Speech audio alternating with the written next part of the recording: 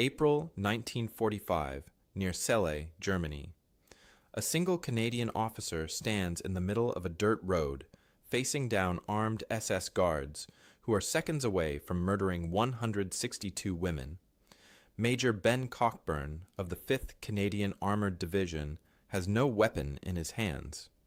Behind him, skeletal figures in striped prison uniforms huddle together, too weak to run, too broken to hope. In front of him, 15 SS officers grip their machine guns, fingers on triggers. This is the story of the Canadian soldier who saved 162 women without firing a shot, and it starts right here, with one man betting his life that words can beat bullets. The women behind Cockburn look like walking skeletons. Their arms are thin as broomsticks. Their faces are hollow, with eyes sunk deep into their skulls. Most weigh around 70 pounds, maybe 80 if they're lucky. They wear dirty, striped uniforms that hang off their bodies like rags on a scarecrow. Some can barely stand. A few lean on each other just to stay upright. The smell of death and human waste hangs in the spring air. These are survivors of Bergen-Belsen concentration camp, forced to march east as the Nazi Empire collapses around them. They should already be dead. The SS guards have standing orders to leave no witnesses, to execute every prisoner rather than let them fall into Allied hands. This moment exists because Nazi Germany is dying. In April 1945, the war is almost over, but almost isn't the same as finished.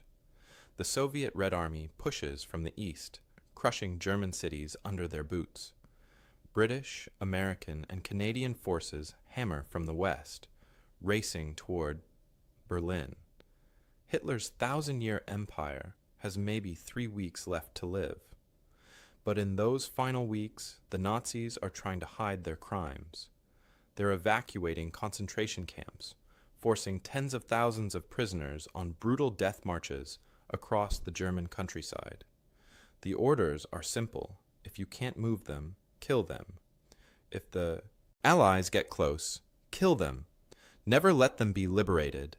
These women should already be dead. Major Cockburn didn't wake up this morning expecting to face this.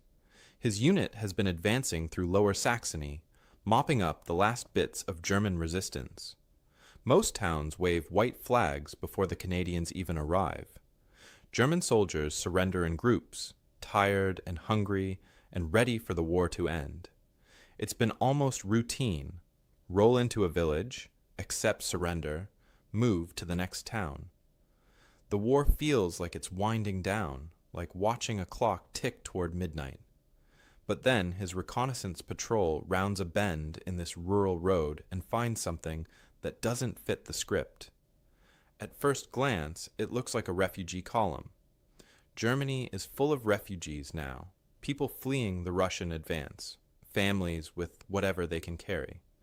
But then the details come into focus. The armed guards, the striped uniforms, the walking corpses. The realization hits Cockburn like a punch to the gut. These aren't refugees. These are prisoners, and the well-fed SS officers standing over them aren't protecting them. They're preparing to kill them. The contrast is shocking. Well-fed SS guards in clean uniforms carry machine guns and grenades. The women look like they've been dead for weeks, but somehow keep walking. These aren't soldiers or criminals. These are victims of something so evil that Cockburn's brain struggles to process what he's seeing. Now he stands between them and death. 3 Canadian tanks sit behind him, with their guns trained on the SS guards. 20 Canadian soldiers watch and wait for orders. 15 SS officers calculate their odds. And 162 women, who have survived hell itself, wait to see if the strange soldier with the maple leaf on his uniform can talk faster than bullets fly. The SS captain stands rigid, hand on his pistol, waiting to see what Cockburn will do. Every second that passes, women die from exhaustion. Every moment of hesitation could end with a massacre. What words could possibly work here? What could one man say to convince fanatics to choose mercy? Major Ben Cockburn was born in Toronto in 1915, 30 years before this moment on a German road. He grew up in a normal Canadian home, went to normal schools, and lived a normal life until the world went crazy in 1939. When Britain declared war on Nazi Germany, Canada followed, and young men like Cockburn lined up to enlist. He joined the army in 1940 when he was 25 years old, trading his peaceful life for a soldier's uniform. By 1945, he's a veteran who has seen some of the worst fighting of the war. He survived the brutal Italian campaign, where Canadians fought their way up the boot of Italy through mud and mountains and German machine guns. He made it through Northwest Europe, pushing the Nazis back yard by bloody yard. Now he serves with the Governor General's Horse Guards, part of the 5th Canadian Armored Division, and he's earned a reputation among his men for two things: keeping his cool under fire and solving problems in ways nobody expects. Unlike many officers who command from safe positions behind the lines, Cockburn leads from the front. He rides in tanks with his men, shares their dangers, feels the same fear they feel when German shells start falling. His soldiers respect him because he never asks them to do anything he won't do himself. They trust him because when things go wrong, when the battle plan falls apart and chaos takes over, Cockburn doesn't panic. He thinks. He adapts. He finds solutions that save lives instead of wasting them. These qualities matter more than ever on this April morning, facing a problem that no training manual covers and no amount of firepower can solve. The 5th Canadian Armored Division landed in France in February 1945, 3 months after the famous D-Day invasion that everyone knows about. They missed the initial assault but arrived in time for the hard fighting that followed. They pushed through the Netherlands, liberating Dutch cities where grateful crowds threw flowers at Canadian tanks. They crossed into Germany itself, driving toward the port city of Bremen, crushing the last organized German resistance in their path. April 1945 means fast advances through collapsing German defenses. It means accepting surrenders from Wehrmacht soldiers who are tired of fighting for a lost cause. It means liberating small towns where German civilians wave white bedsheets from their windows, hoping the Canadians will be merciful. Intelligence reports mention concentration camps somewhere in the area, but most Allied soldiers have no real idea what that means. They've heard rumors of prison camps for Jews and political prisoners. Some reports mention harsh conditions and forced labor.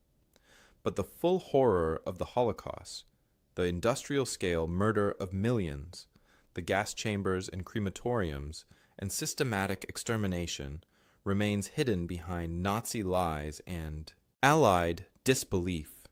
Even the intelligence officers who read the reports think the stories must be exaggerated. Nobody does things like that. Nobody could. The truth is too terrible to accept until you see it with your own eyes. In early April 1945, as Allied forces close in on Bergen-Belsen, SS commandants receive orders to evacuate. Thousands of women are forced into columns and marched east, away from the approaching British and Canadian armies. The SS gives them almost no food. They get barely any water. Anyone who falls behind gets shot in the head and left in a ditch. The guards don't bury the bodies. Why bother? In a few weeks, the whole Reich will be dead anyway. The column of women that Cockburn encounters has been walking for days. They left Bergen-Belsen with perhaps 200 prisoners. Dozens have already died along the way, their bodies marking the route like gruesome breadcrumbs. The survivors are Jewish women, Polish women, Hungarian women, Dutch women, all targeted by Nazi hatred, all sentenced to death for the crime of existing. They sleep in ditches when the guards allow rest. They drink from puddles when they find water. They watch their friends collapse and die one after another, until death becomes so normal that it barely registers anymore. Hope died for most of them months ago. They walk because stopping means a bullet. They breathe because their bodies haven't figured out how to quit yet. Nothing more. For Cockburn's unit, April was supposed to mean straightforward military operations. Roll forward, accept surrenders, secure territory, move to the next objective. They expected to fight scattered Wehrmacht units, maybe some Hitler Youth fanatics too young and brainwashed to understand the war is over. They expected to liberate grateful Dutch and German towns. What they didn't expect, what nothing in their training prepared them for, were walking skeletons guarded by well-fed murderers. The contrast between normal warfare and this systematic evil creates a mental shock that will haunt Cockburn soldiers for the rest of their lives. The key players in this moment represent different pieces of a larger tragedy. Major Cockburn carries the weight of duty and the burden of command. Every decision he makes ripples outward, affecting the lives of everyone on this road. The SS Guards represent fanatical loyalty twisted into evil. They've spent years running death camps, following orders that turned them into monsters. Some joined because they believed Nazi lies. Others joined because refusing meant their own deaths. Now they stand at a crossroads, literally and figuratively, where their next choice determines whether they die as murderers or live as men who chose mercy at the last possible moment. The 162 women represent millions of victims, their suffering visible in every protruding bone, every hollow eye, every labored breath. They've lost everything except the stubborn spark of life that refuses to go out. They watch this strange confrontation unfold, too exhausted to hope, too broken to believe rescue is possible. They've seen liberators before. They've watched those liberators die. Why should this time be different? Cockburn sees skeletal women swaying on their feet, barely able to stand. Their arms hang like sticks from their shoulders. Their legs look too thin to support any weight at all. Skin stretches tight over bones, every rib visible through the dirty fabric of their prison uniforms.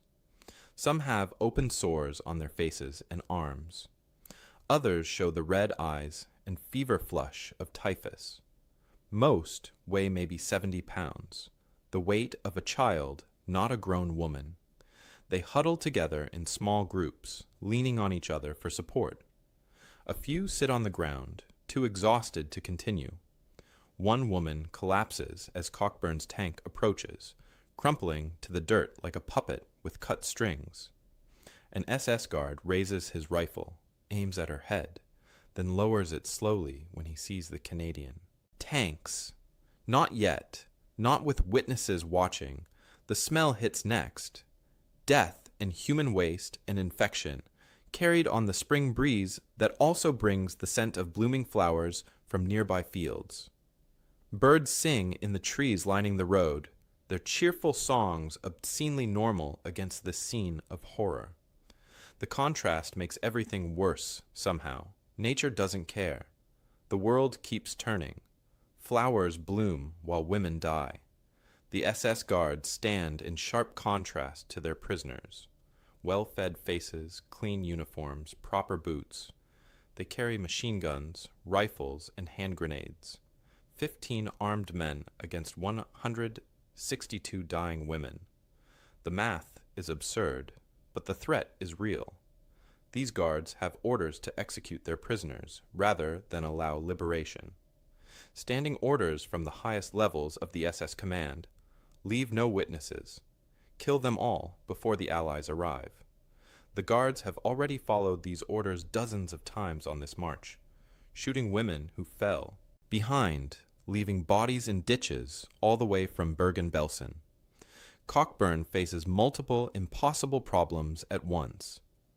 The tactical problem is obvious. Any firefight means the prisoners die first. They're weak, slow, trapped in the middle of potential crossfire. Even if his tanks kill every SS guard in seconds, those guards will have time to execute prisoners before they fall. The machine guns are already pointed at the women. One squeeze of a trigger, one burst of fire, and dozens die. The legal problem is trickier. The SS guards haven't yet committed a war crime in his presence. Marching prisoners isn't illegal under the Geneva Conventions, even if the conditions are terrible.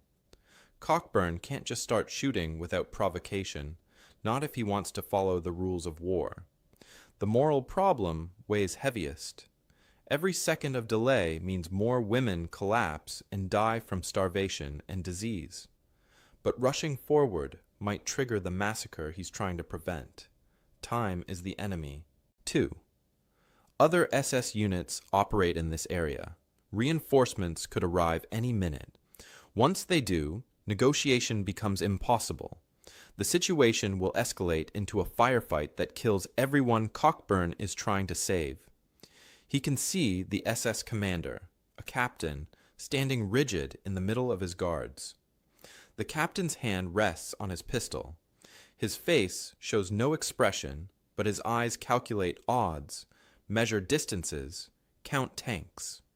Behind him, the women watch with dead eyes. They've seen this before. They've watched rescuers arrive and die. They've learned not to hope. One woman meets Cockburn's gaze, and in her hollow eyes he sees the question that haunts this moment.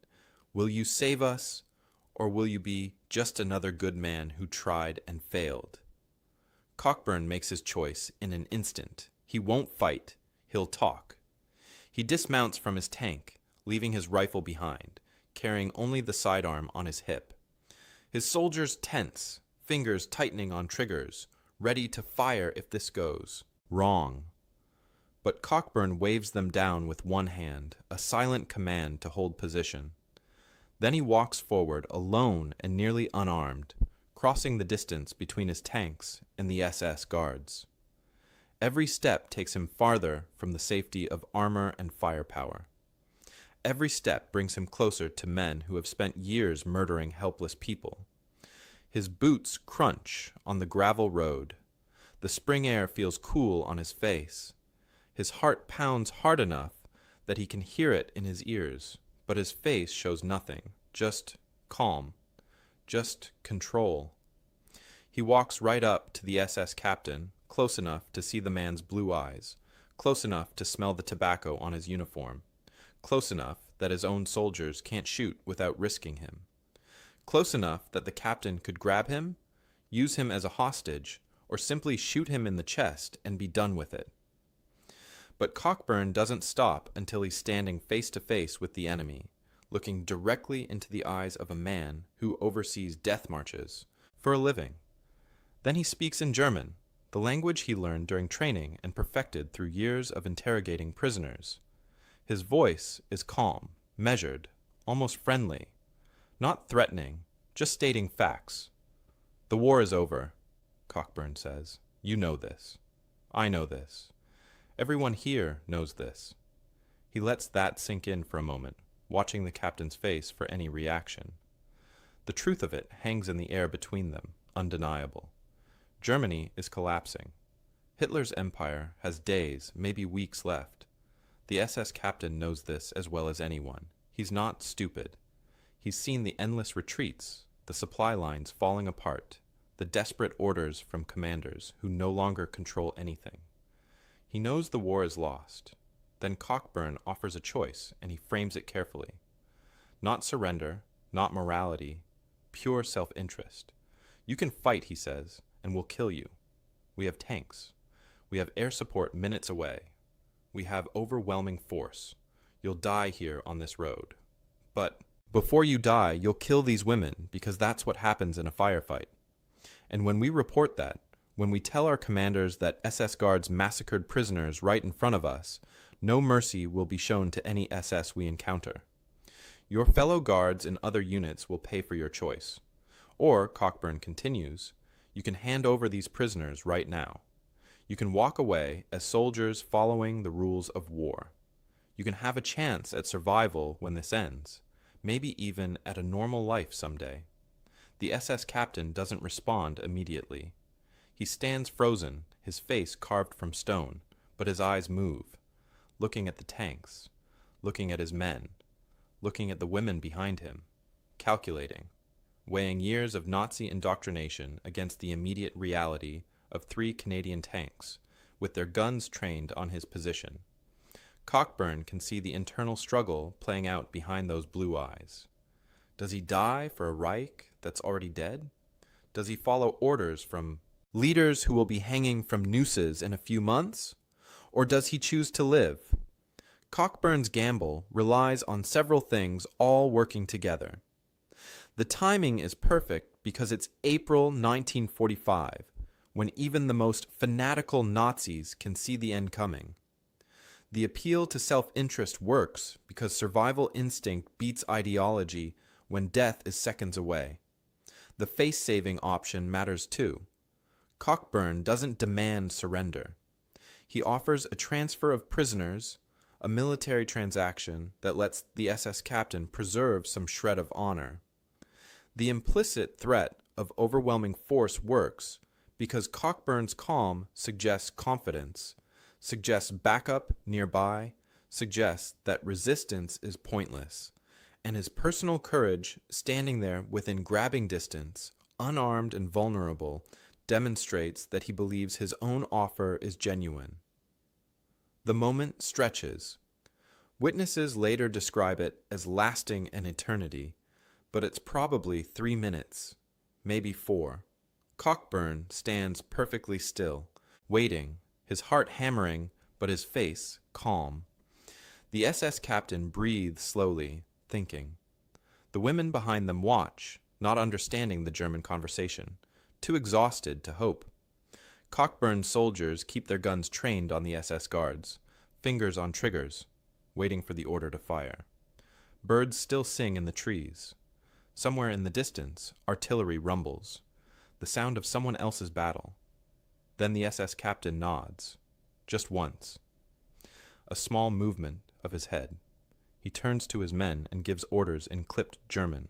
Lower your weapons. Line up the prisoners for transfer to Canadian custody. We're leaving. His voice carries no emotion, just cold military efficiency. The guards hesitate, looking at each other, uncertain. The captain repeats the order, louder this time.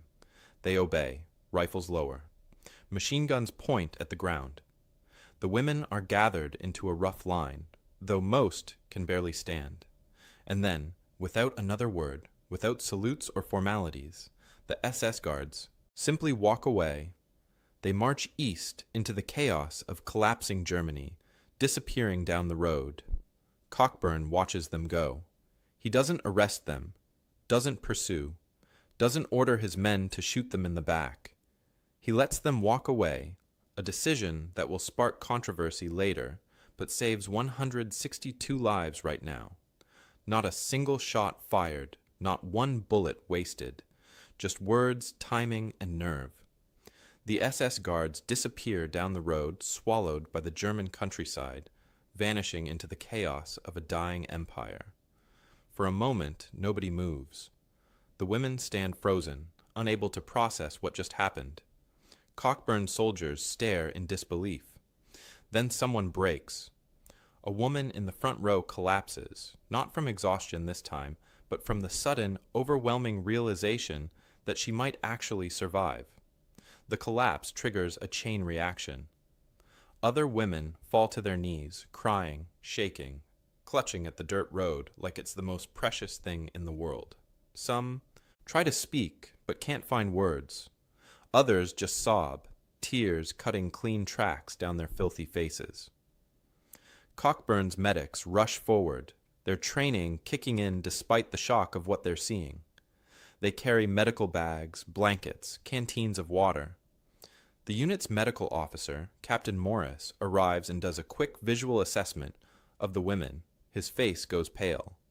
He's a combat surgeon who has seen terrible wounds, amputations, men bleeding out on operating tables. But this is different. These aren't battle injuries. This is systematic starvation, disease, and neglect on a scale he can barely comprehend. He pulls Cockburn aside and speaks quietly, urgently. "These women are medical miracles just for being alive," he says. "Most have typhus, dysentery, tuberculosis, advanced starvation. We need to get them to a field hospital immediately. Even with help, some won't make it." The women's reactions vary wildly. Some can't speak at all, their voices stolen by months of terror and abuse. Those who can manage words cry out in different languages: Polish, Hungarian, Dutch, Yiddish, German. They kiss the soldiers' hands, clutch at medics' sleeves, touch the maple leaf patches on Canadian uniforms with trembling fingers. A Dutch woman named Rachel Kleinman stares at the maple leaf on Cockburn's shoulder. She doesn't know what it means. She's never seen this symbol before. All she knows is that the man wearing it talked to the SS, and somehow the SS left, and she's still breathing. Years later, she'll write about this moment in her memoir. "We saw the maple leaf and did not know what country it represented. We knew only that the man with the strange accent had talked, and the SS had left, and we were somehow, impossibly, still alive." Cockburn's soldiers react with raw emotion that combat veterans rarely show. Men who fought through Italy and France, who stormed German positions under machine gun fire, who saw their friends die in explosions and firefights. These hardened soldiers weep openly. Some turn away, unable to look at the women's condition. Others vomit into the roadside grass, their stomachs rebelling against the sight and smell of such suffering. Tank crews pull out their rations, offering food to the nearest women until Captain Morris shouts at them to stop. "Too much food too quickly will kill them," he explains. "Their bodies can't handle it. We have to feed them slowly, carefully, or we'll lose them to refeeding syndrome." Sergeant William Morrison, a tank commander who has kept a diary throughout the war, sits on the ground and writes with shaking hands. His entry for this day reads simply, "We have seen terrible things in this war. Burned cities, dead soldiers, civilians caught in crossfire. But this is different. This is evil made flesh. This is what we've been fighting against even when we didn't fully understand it. Now we understand. Now we know. The medical situation becomes clear quickly, and it's grim. Captain Morris and his medics do rapid assessments, moving from woman to woman, checking vital signs, looking for the most critical cases. 7 women are in immediate danger of death. Their bodies have been pushed past the point where medical care can save them. They die within the next 24 hours despite everything the doctors try. The medics hold their hands as they pass, making sure they don't die alone, making sure their last moments include human kindness instead of cruelty. 23 women need immediate hospitalization for typhus, a disease spread by lice that causes high fever, rashes, and often death without treatment. All 162 suffer from severe malnutrition. The average weight is around 70 to 80 pounds for grown women who should weigh at least twice that. Most have tuberculosis, a lung disease that will plague survivors for years. Almost all have lice, dysentery that causes constant diarrhea, and infected wounds that never received proper treatment. Cockburn immediately begins documenting everything. He understands, even in this moment, that these women represent evidence of crimes beyond imagination. He photographs the survivors with their permission, careful to treat them with dignity rather than displaying them like specimens. He records the unit numbers from abandoned SS equipment left behind on the road. He takes statements from women strong enough to speak, writing down their testimony in careful detail. His official report reads, "These women represent evidence of systematic murder on a scale beyond comprehension. Preserving their lives and testimony is of strategic importance to documenting enemy war crimes. Within days, British forces liberate the main Bergen-Belsen camp. The photographs appear in newspapers around the world. forcing people to confront the reality of Nazi death camps. Cockburn's survivors are refugees from this hell, witnesses to crimes the world is only beginning to understand. Controversy begins almost immediately. Some of Cockburn's fellow officers question his decision to let the SS guards walk away. Military police want to pursue them for war crimes trials. How can you let murderers escape, they ask. How can you allow men who ran death marches to just disappear into Germany? Cockburn's answer is simple and unapologetic. I could arrest them and kill the women in the crossfire, he says, or let them go and save 162 lives. The choice was obvious. Every moment I spent arguing or fighting was another moment those women died from starvation. I made the only choice that preserved life. But amid the horror and controversy, moments of pure humanity shine through. A young Canadian private named James Chen shares his chocolate ration with a Polish woman who looks barely 20 years old. She eats one small piece, savoring it like the most precious thing she's ever tasted. Then she carefully wraps the rest and tucks it into her prison uniform, trying to explain through gestures that she has a sister somewhere. She wants to save the chocolate to share with her sister when they reunite. Chen doesn't have the heart to tell her that the odds of her sister being alive are almost zero. He just nods and stays with her, sitting quietly until exhaustion finally pulls her into sleep.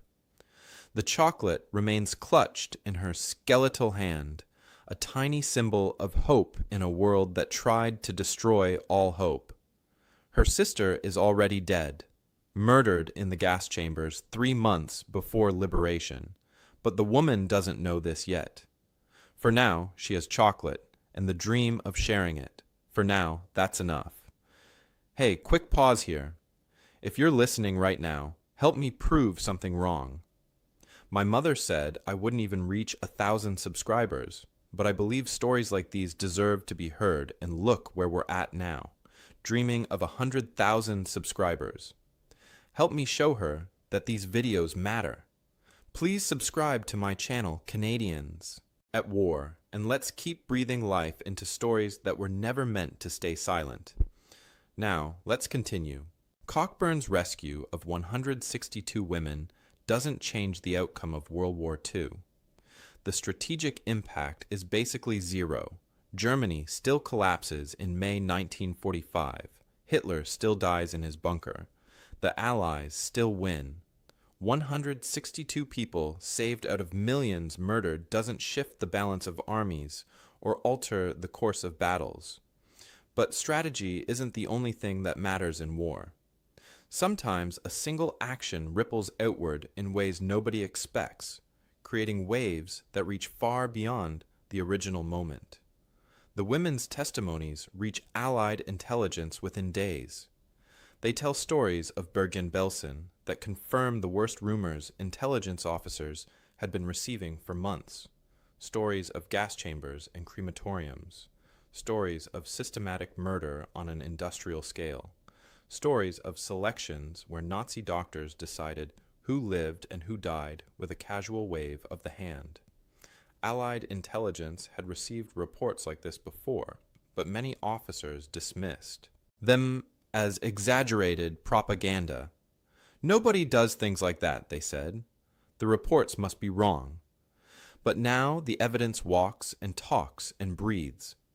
Now the proof arrives in the form of skeletal women with numbers tattooed on their arms. The 162 survivors become living witnesses to crimes that the world is only beginning to understand. The impact on Canadian forces is immediate and practical. The 5th Canadian Armored Division starts actively searching for prisoner columns and concentration camps. Officers receive new orders. Watch for death marches, look for concentration camp prisoners, and when you find them, try Cockburn's approach first. Offer the guards a choice. Let them walk away if it saves prisoners. Use negotiation before bullets. Over the final weeks of the war, Canadian units liberate an estimated 800 concentration camp prisoners using similar tactics.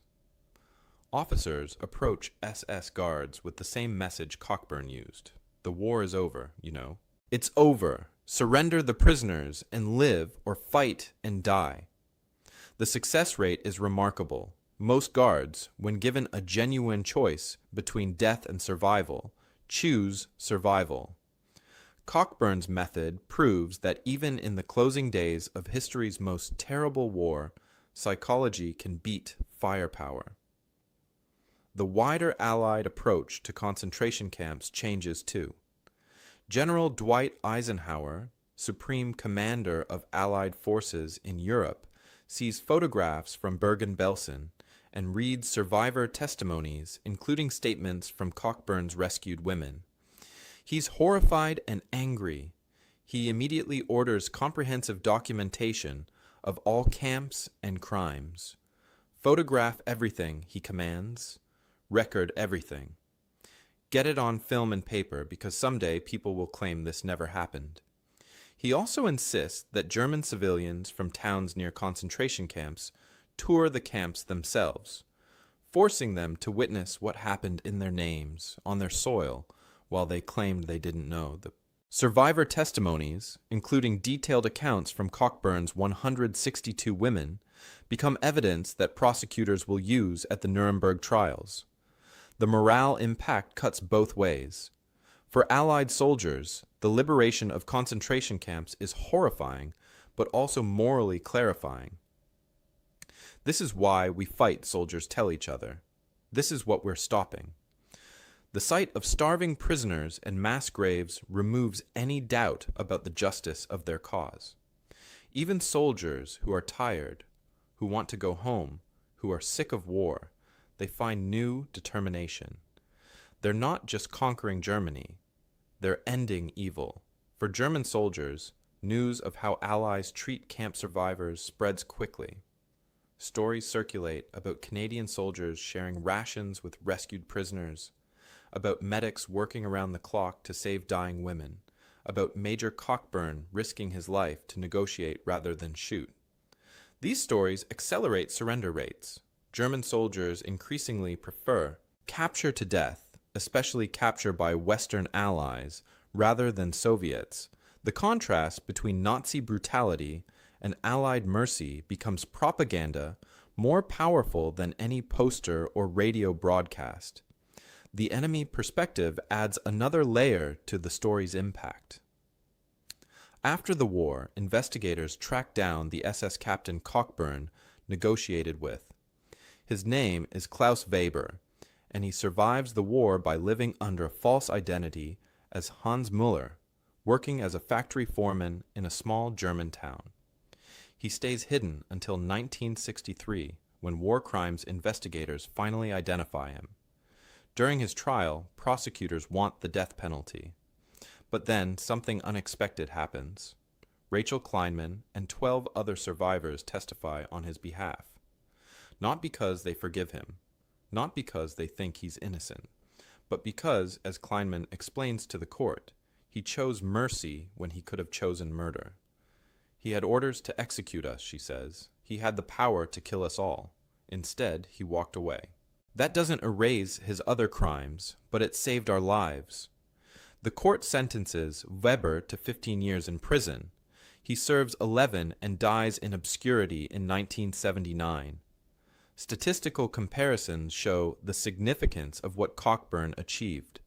Of approximately 15,000 Death March victims in April 1945, fewer than 2,000 are saved through direct Allied intervention. Most prisoners die before help arrives. Cockburn's 162 represent nearly 8% of all prisoners rescued through negotiation rather than combat. His model proves something important, that in the right circumstances, with the right approach, talking saves more lives than shooting. This lesson influences military doctrine for decades to come. But perhaps the most unexpected consequence is how the rescue shapes Canadian immigration policy. Before the war, Canada had restrictive policies toward Jewish refugees. The country turned away ships full of people fleeing Nazi persecution. But after the war, after Canadians see what their soldiers liberated, public opinion shifts. The government opens its doors. By 1950, 37 of Cockburn's 162 women emigrate to Canada, settling in Toronto, Montreal, and other cities. They bring families with them, spouses and children and relatives who survived in other ways. Ultimately, over 200 people immigrate to Canada because of connections to those 162 survivors. 200 lives that exist because one officer chose words over weapons on a German road in April 1945. Major Ben Cockburn returns to Toronto after the war ends, trading his uniform for civilian clothes and his command for a classroom. He becomes a high school history teacher, standing in front of teenagers and teaching them about wars and revolutions and the rise and fall of empires. His students have no idea that their mild-mannered teacher once stood face-to-face with SS guards and talked his way through a potential massacre. When people ask about his war service, he deflects with a shrug and a half-smile.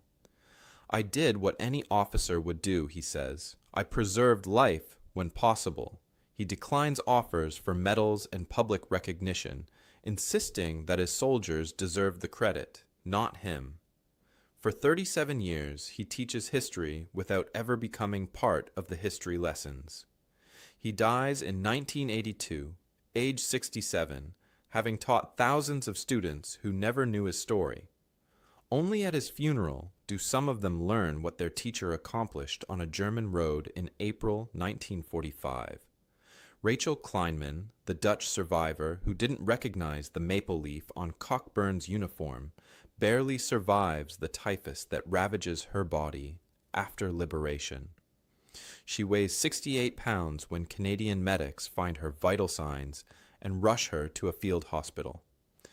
The doctors give her a 20% chance of living through the week, but she fights, clinging to life with the same stubborn determination that got her through Bergen-Belsen and the Death March. She survives. In 1947, she emigrates to Canada, settling in Toronto, working odd jobs until she learns English well enough to tell her story. In 1965, a Holocaust remembrance organization tracks down survivors of Cockburn's rescue and organizes a reunion. Rachel meets Cockburn for the first time since that April day 20 years earlier. She takes his hands in hers and speaks carefully, wanting to get the words exactly right. "You gave me my life twice," she tells him. "Once on that road when you faced down the SS. Once again by letting me come to your country and build a new life." Cockburn looks uncomfortable with the praise, but he smiles and thanks her for surviving, for building a family, for proving that rescue matters. Rachel becomes a Holocaust educator, speaking at schools across Canada, including at Cockburn's High School. She lives until 2008, age 89, leaving behind 3 children, 9 grandchildren, and 14 great-grandchildren. A family tree that exists because one man chose negotiation over bullets. Private James Chen, the young soldier who shared his chocolate ration, carries the weight of what he saw for the rest of his life. He returns to Canada haunted by nightmares of skeletal women and the smell of death on a spring road. What we now call post-traumatic stress disorder, what his generation called shell shock or combat fatigue, follows him through decades. He wakes screaming. He can't handle crowds. Loud noises send him diving for cover. But he also maintains contact with several survivors, helping them navigate Canadian immigration paperwork, writing letters of support, vouching for their character to skeptical officials. In a letter written in 1975, he tries to explain why he does this. "I saw the worst of humanity and the best," he writes. The worst was what they endured in the camps. The best was that they survived it and rebuilt lives. They got married, had children, became teachers and nurses, and Shopkeepers. That's the only thing that lets me sleep at night, knowing that something good came from all that horror. Anna Kowalski is 19 years old when Cockburn's unit finds her on that death march. She weighs 71 pounds, her body so weakened that she can't walk without help. Medics carry her to a Canadian field hospital where doctors examine her and shake their heads.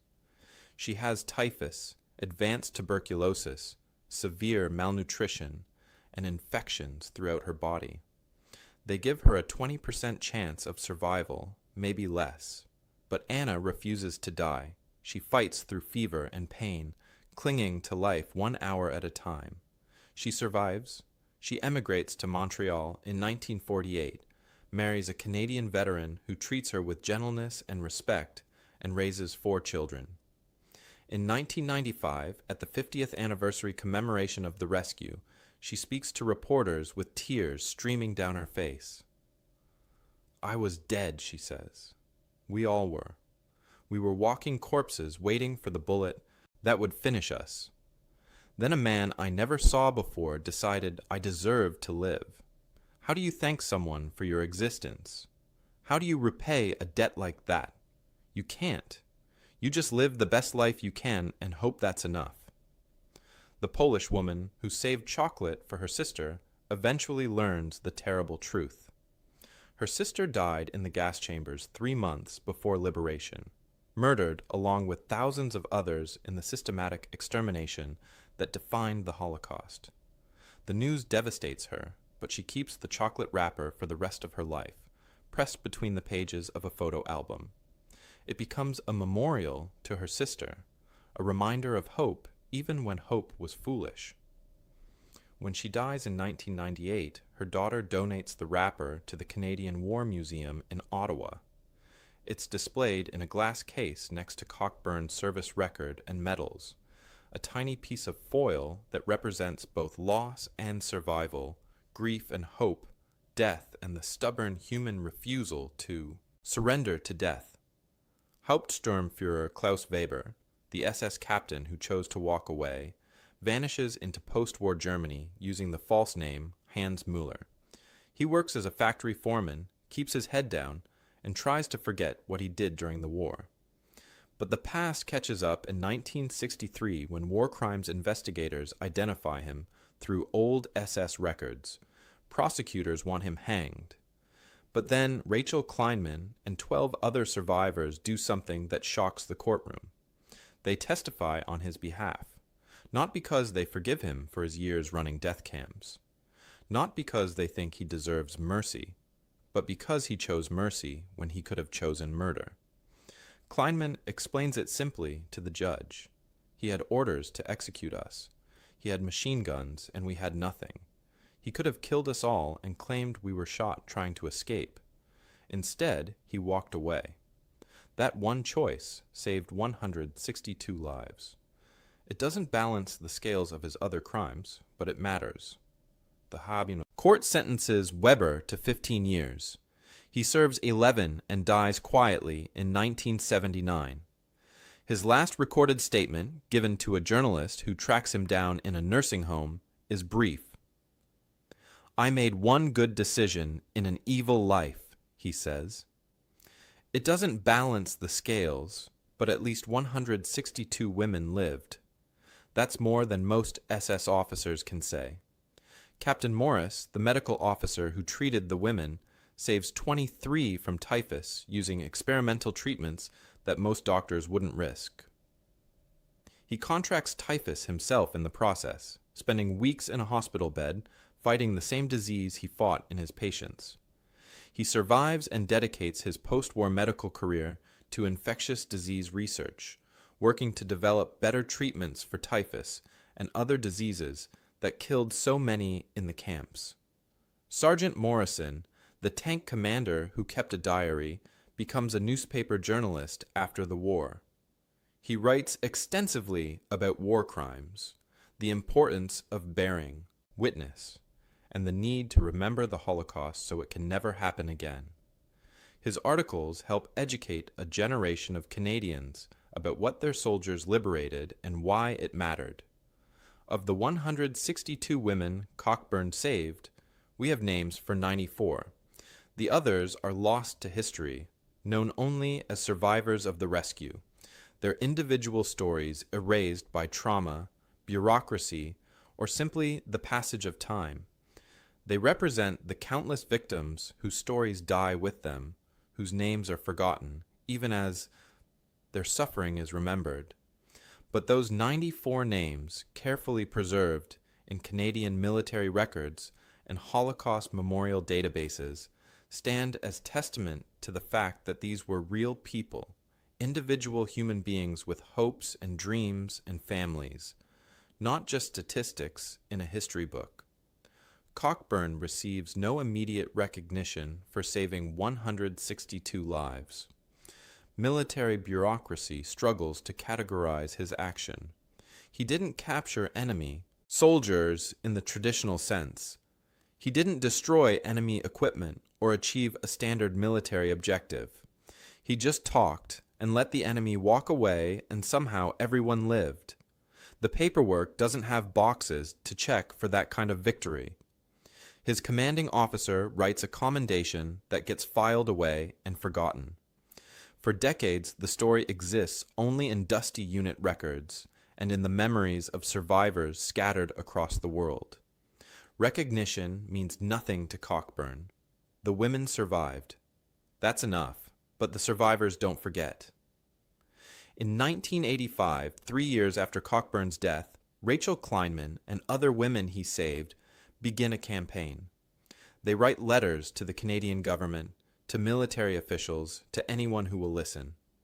They tell the story of the officer who saved them without firing a shot.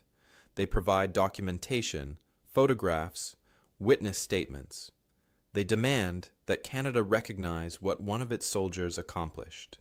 The campaign takes years, grinding, through government committees and military review boards. Finally, in 1987, the government awards Cockburn the Star of Courage, a civilian medal for brave actions, and a special military commendation.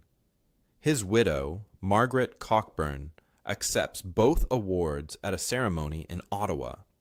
She's 80 years old, bent with age, but her voice is clear and strong. Ben would have been embarrassed by this attention, she tells the audience. He always said he was just doing his job, just making the right choice in a difficult moment.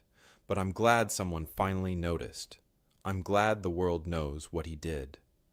In 2005, a small memorial is unveiled near Seul, Germany, close to the spot where the rescue happened 60 years earlier. It's a simple stone marker with words in English and German. Here, April 1945, Canadian officer Major Ben Cockburn saved 162 women through courage and words. May we remember that even in war's darkest hours, humanity can prevail. Survivors attend the ceremony, fewer now, their numbers reduced by age and time.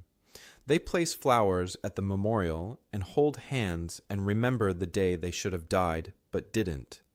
Toronto's Fort York adds a permanent exhibit about Cockburn and the Governor-General's Horse Guards, featuring photographs of the rescue, survivor testimonies, and artifacts from the war. Several Canadian schools name libraries and peace gardens after Cockburn, teaching new generations about the power of choosing negotiation over violence. The story influences modern military training in ways Cockburn never imagined. Canadian forces use the case in leadership courses, teaching officers that sometimes the bravest action is the one that avoids bloodshed. The principle Cockburn demonstrated, preserve life when possible and use force only when necessary, becomes embedded in Canadian military values.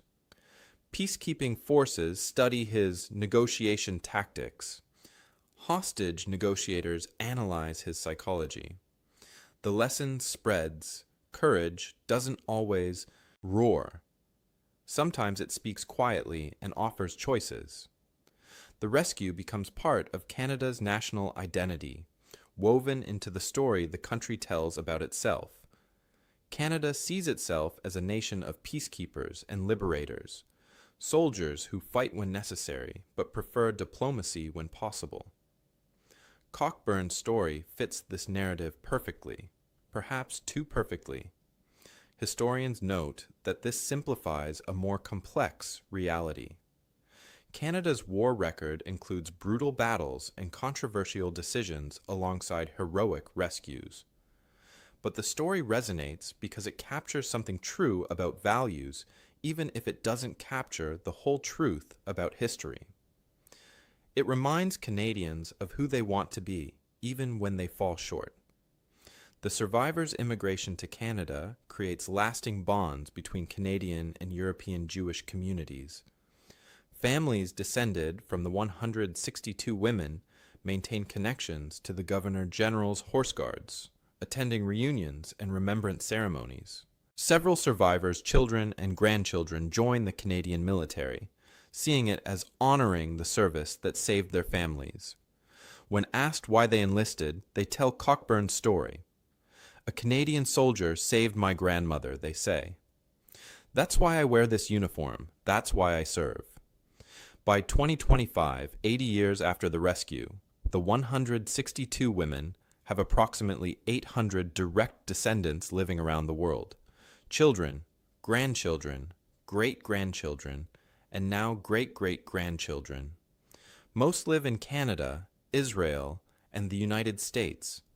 They organize reunions every 5 years, gathering to share family stories and preserve their ancestors' memories. They maintain Holocaust education programs in schools. They donate artifacts and documents to museums. In a documentary filmed in 2015, one grandson speaks directly to the camera. "I exist because of a conversation on a road in Germany," he says. "My grandmother was supposed to die in a ditch. Instead, a Canadian officer talked to her guards and somehow convinced them to walk away. That's both humbling and empowering. It means one person's choice can echo through generations. It means words matter. It means courage takes many forms. The broader lesson reaches beyond one rescue on one road.